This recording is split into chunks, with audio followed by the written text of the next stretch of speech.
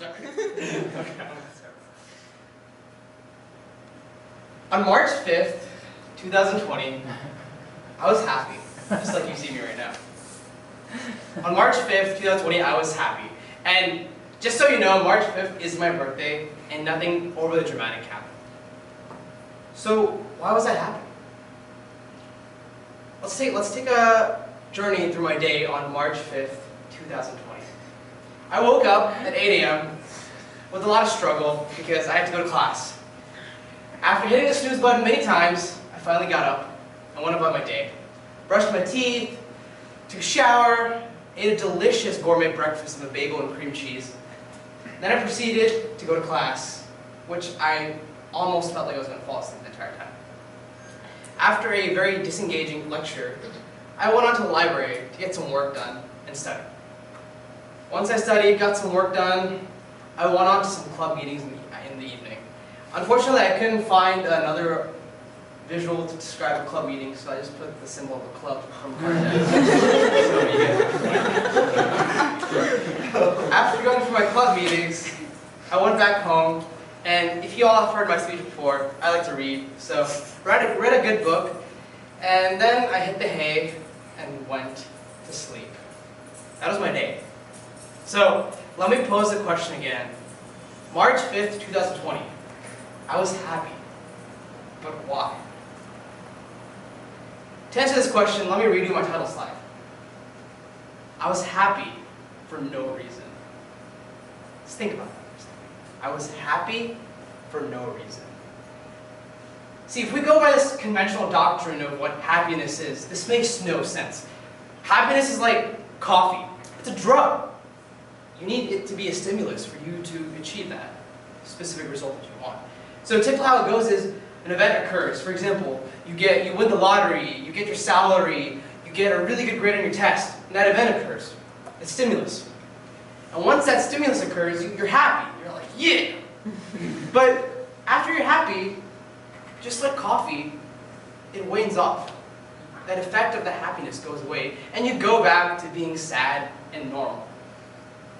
But clearly, this isn't effective, because the problem is your happiness is very much dependent on that singular stimulus, that event that occurs.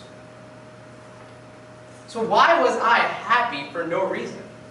It makes no logical sense by the doctrine of what happiness is. And therein lies the new doctrine of what happiness is. Research has shown that happiness is not the way we usually think of it, that it's driven by some sort of stimulus. Instead, it's driven by your outlook on life, how you view happiness, how you view life. See, we always think that happiness is some feeling, that's it. But inherently, it's a neurophysiological state of mind that is defined by certain factors. So I'm going to try to give you a few tips so that you can be happy for no reason. So that your happiness isn't defined by a few stimuluses that will wane off. And keep in mind, what I'm trying to tell you today is not to guarantee that you'll be happy 24/7. I get it, life sucks sometimes, we have events. But how can we be more happy without those stimuluses? So, I'm about to tell you how I do it. How do I be happy for no reason? One way to be happy for no reason is to put optimism over pessimism.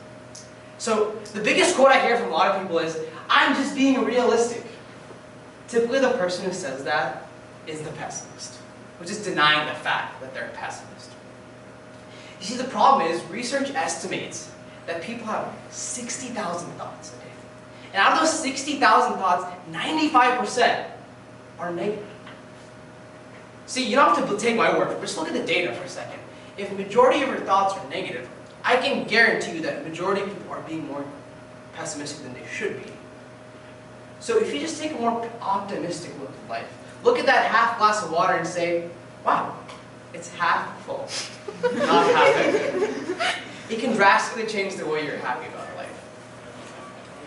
Another simple factor you can make be more happy is just with a healthy lifestyle. Countless studies have shown that by eating healthy and exercising on a daily basis, your moods and hormones are better well regulated, thus making you happy. It's a no-brainer. To build on that, you have to implement features within your social life too, which means cultivating nourishing relationships. Relationships that make you a better person, build you up. I had a question here. Who here has had a friend or someone in their life who hasn't been a good influence, perhaps has brought you down or is not a healthy influence? It should be everyone, I can bet you. So all you're lying. It happens. But we always want to surround ourselves with people that bring us up and make us better, because that's what it's all about, being happy. And finally, the last reason, the last technique that you can utilize to make yourself more happy is to live a life driven by purpose. What does purpose mean? I don't know. You have to answer that question for yourself. I can't answer that question for you. For me, I've always been a huge aviation geek. For me, being a pilot is something I've been so passionate about. Whether your passion is solving cancer or creating the next Google, I don't know. That's something you gotta figure out yourself.